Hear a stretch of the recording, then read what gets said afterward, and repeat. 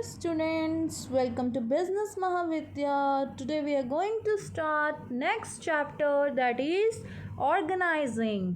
ठीक है, तो आज हम अपनी फर्स्ट वीडियो में ऑर्गेनाइजिंग की स्टार्ट करेंगे. मीनिंग ऑफ ऑर्गेनाइजिंग, ऑर्गेनाइजिंग होता क्या है. उससे पहले मैं आपको रिकैप करवा देती हूँ कि हमारे 5 फंक्शंस होते हैं मैनेजमेंट के इम्पोर्टेंट. कौन कौन से थे वो. सबसे पहला था प्लानिंग, फिर था ऑर्गेनाइजिंग,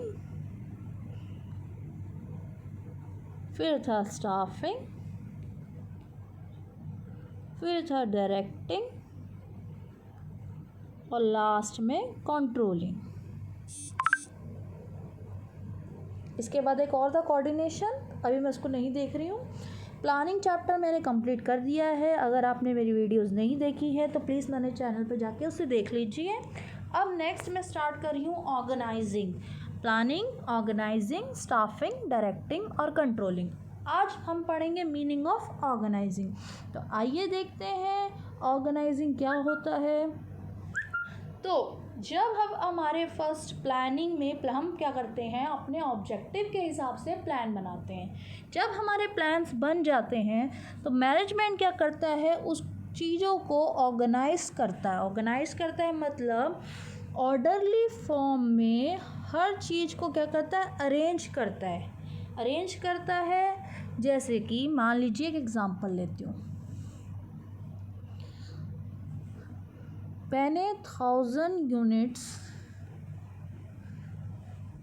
का गोल रखा था.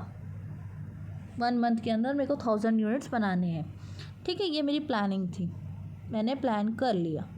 अब इस प्लान को बस कर देने से हो जाएगा क्या, ये इम्प्लीमेंट कर देने से नहीं हो जाएगा क्या. नहीं, इसके लिए मेरे को सबको अपने काम बताने पड़ेंगे. मान लीजिए मेरे ऑर्गेनाइजेशन में 3 डिपार्टमेंट है, ए बी सी. एक परचेज डिपार्टमेंट, सेल्स डिपार्टमेंट और ये मान लो मार्केटिंग डिपार्टमेंट. तो परचेज डिपार्टमेंट वालों को काम बताना पड़ेगा कि आपको ये काम करना है. सेल्स डिपार्टमेंट वालों को काम बताना पड़ेगा कि आपको ये काम करना है. और लास्ट में मार्केटिंग डिपार्टमेंट वालों को काम बताना पड़ेगा कि आपको ये काम करना है. और तीनों को ये चीज़ बतानी पड़ेगी कि आप तीनों को एक डायरेक्शन में यानी कि कोऑर्डिनेशन में होकर काम करना है, ताकि हमारा कितना 1000 यूनिट्स क्या हो सके, कंप्लीट हो सके. 1000 यूनिट्स थोड़ा कम हो गया, सॉरी, इसको मैं 10,000 कर देती हूँ. 10,000 यूनिट्स कंप्लीट हो सके. ठीक है, तो इसी को बोलेंगे ऑर्गेनाइजिंग. मतलब हमने ए डिपार्टमेंट, परचेज डिपार्टमेंट को अपना काम बता दिया, बी डिपार्टमेंट को अपना काम बता दिया, सी डिपार्टमेंट को अपना काम बता दिया, मार्केटिंग डिपार्टमेंट को. अब काम बताने से क्या होगा, अब ये जो परचेज डिपार्टमेंट वाले हैं, कौन है, परचेज डिपार्टमेंट वाले, इनके अंदर अगर 10 पीपल काम कर रहे हैं तो वो क्या करेंगे, 10 में से वो क्या करेंगे, 2 लोग को हेड बनाएंगे कि आपके पास अथॉरिटी है, और बाकी जो 8 लोग हैं उनके पास क्या है, रिस्पॉन्सिबिलिटी. मतलब 2 हेड है और बाकी लोग काम करेंगे. जो भी काम होगा वो 8 लोग किसको जाके बताएंगे, उस 2 को. मतलब परचेज डिपार्टमेंट में फर्दर ग्रुपिंग होगी.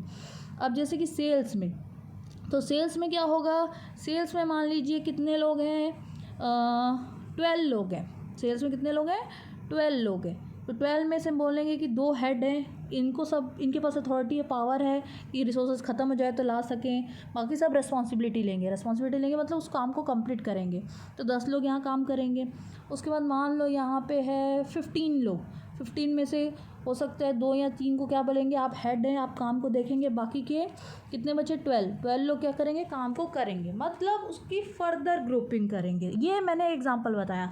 मतलब इस तरीके से अरेंजमेंट होगी, चीज़ों को ऑर्गेनाइज किया जाएगा. क्यों ऑर्गेनाइज किया जाएगा, कि ताकि हमने जो प्लान बनाया है उस प्लान को क्या करेंगे, अचीव करने के लिए, हमारे गोल को अचीव करने के लिए. क्या है हमारा गोल, कि 10,000 यूनिट्स को कंप्लीट करना. ठीक है, तो वही ऑर्गेनाइजिंग है. आइए एक बार देखते हैं क्या लिखा है.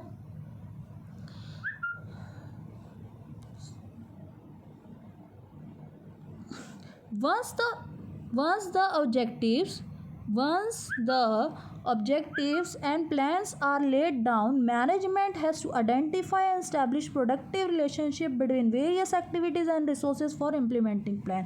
एक बार ऑब्जेक्टिव बन जाता है तो मैनेजमेंट क्या करता है, प्रोडक्टिव रिलेशनशिप बनाता है.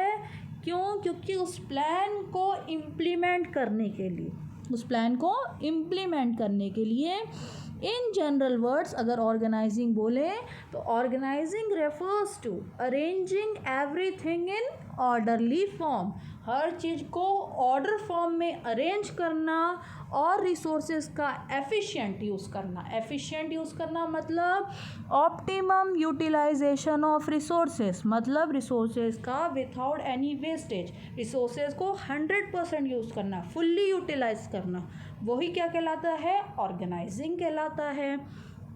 Next, the aim of organizing is to enable people to work together for a common purpose. मैंने बताया जो मेन एम है ऑर्गेनाइजिंग का वो क्या है कि सारे डिपार्टमेंट में जितने लोग हैं वो क्या करें, मिल के एक डायरेक्शन में काम करें कॉमन पर्पस के लिए. जैसे हमारा पर्पस क्या था, 10,000 यूनिट्स प्रोड्यूस करना किसी चीज़ की.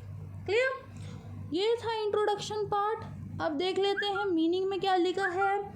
तो organising means identifying and grouping various activities into jobs. हर एक्टिविटी को किस में डालना, जॉब में डालना, ABC, एंड देन सब grouping this job into sections and department. उसके बाद इसको क्या करना, फर्दर ग्रुपिंग करना या डिपार्टमेंट बनाना. जैसे A डिपार्टमेंट है, उसके अंदर मैंने बताया 10 लोग काम करते हैं, तो उस 10 में से क्या होगा, फर्दर ग्रुपिंग होगी कि 2 लोग क्या करेंगे, हेड रहेंगे, 8 लोग क्या करेंगे, उस काम को करेंगे. ठीक है. अब ये जो 2 हेड हैं ये देखेंगे काम अच्छे से हो रहा है कि नहीं हो रहा है, 8 लोग अच्छे से काम कर रहे हैं कि नहीं कर रहे हैं, और कल को काम नहीं होगा तो ये 8 लोग किसको जवाब देंगे, इन 2 हेड्स को. ठीक है. तो ये है ऑर्गेनाइजिंग. अब क्या लिखा है, इट इज़ ब्रिंगिंग टुगेदर. किसको साथ में लाता है ऑर्गेनाइजिंग, फाइनेंशियल, फिजिकल और human resources and establishing productive relation among them for achieving specific goal. Organising क्या करता है, हमारे फाइनेंशियल, हमारे फिजिकल जो भी मशीनरी वगैरह है, ह्यूमंस, सबको क्या करता है, एक जगह पे लाता है और क्या करता है, उसको टुगेदर लाके क्या करता है, हमारे गोल को, हमारे स्पेसिफिक गोल को क्या करता है, अचीव करने की कोशिश करता है. नेक्स्ट, कुछ डेफिनेशंस दी गई है कुछ ऑथर्स के द्वारा ऑर्गेनाइजिंग के लिए. तो सबसे पहला उसमें है अकॉर्डिंग टू थियो हेमन. उन्होंने क्या कहा है ऑर्गेनाइजिंग को, organising is the process of defining and grouping. फिर से डिफाइनिंग और ग्रुप करना, क्या, the activities of enterprise and establishing the authority relationship among them. जो मैंने अभी प्रीवियस एग्जांपल लिया अपना A डिपार्टमेंट का, उसमें जो मैंने 8 और 2 का रेशियो दिया, 10 वर्कर्स का, 10 लोग थे उसमें, 2 क्या थे, हेड थे, बाकी करेंगे रिस्पॉन्सिबल रहेंगे. तो इसमें मैंने फर्दर सब डिवाइड किया. A डिपार्टमेंट में भी फर्दर क्या किया, मैंने डिवाइड किया क्या कि 2 लोग क्या करेंगे, उसको हेड रहेंगे, उनके पास क्या रहेगी, अथॉरिटी रहेगी. अथॉरिटी रहेगी मतलब पावर रहेगा किस चीज़ का, कि अगर काम करते करते रिसोर्सेज ख़त्म हो गए तो हम इस 8 लोग को प्रोवाइड करेंगे. इन लोग अच्छे से काम नहीं करे तो इन लोगों को क्या करेंगे, डांट सकते हैं. पावर, अथॉरिटी मतलब पावर रहेगा. और इस 8 लोग के पास क्या रहेगी, रिस्पॉन्सिबिलिटी, रिस्पॉन्सिबल मतलब कि इनको ये काम करना ही है, और काम करके किसको जवाब देना है, वो 2 हेड्स को. ठीक है. तो organising is the process of defining and grouping the activities of the enterprise and establishing the authority relationship among them according to Theo हेमन.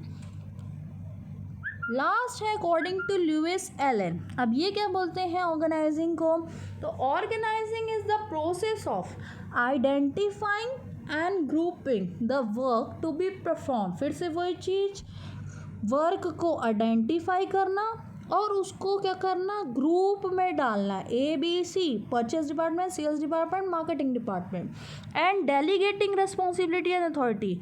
उसके बाद बताना कि किसके पास अथॉरिटी है, पावर है, और किसके पास क्या है, रिस्पॉन्सिबिलिटी है, कौन उस काम को करने का जवाबदार है, कल को काम नहीं होगा तो कौन आंसरेबल है.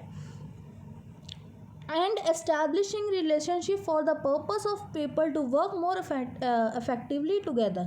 क्या करना, और सारे डिपार्टमेंट वालों को A B C तीनों को ये बोलना कि आप काम को क्या करो, मिलजुल के करो, जिससे हमारा गोल इफ़ेक्टिवली और एफिशिएंटली अचीव हो। इफ़ेक्टिवली मतलब ऑन टाइम अचीव हो, एफिशिएंटली मतलब ऑप्टिमम यूटिलाइजेशन, मतलब without any wastage of resources. 100% resources का फुल्ली यूटिलाइज किया, हमारा काम टाइम पे कंप्लीट हुआ, सारे डिपार्टमेंट वालों ने क्या किया, एक साथ कोऑर्डिनेट करके चला, तो हमारा गोल जो 10,000 यूनिट्स था वो बन के तैयार हो गया।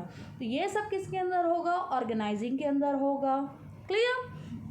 तो यही था ऑर्गेनाइजिंग। आई होप आपको समझ में आया होगा मीनिंग ऑफ ऑर्गेनाइजिंग। अगर नहीं आया तो please let me know in the comment section below. Thank you, thanks for watching.